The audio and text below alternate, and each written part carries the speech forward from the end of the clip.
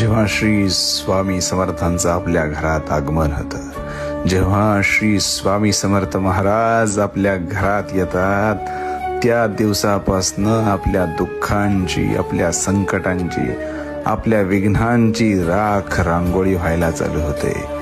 महाराज आपल्याकडे बघतात, महाराज आपल्याकडे दृष्टी टाकतात आणि सांगतात, तुझ्या मागं कोण नव्हतं, तुझ्या मागं कुणी नव्हतं, म्हणून तुझ्या घरात आलोय.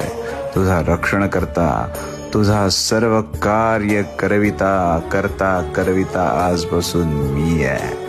माझी सेवा करत राहा. ह्या सेवेचं फळ तुला एक दिवस असं मिळेल की तुलाच उमगणार नाही की तू काय मिळवलंयस. सगळ्यांना मिळवण्यापेक्षा मला मिळव. मी सदैव तुझा रक्षण करता होईल. श्री स्वामी समर्थ.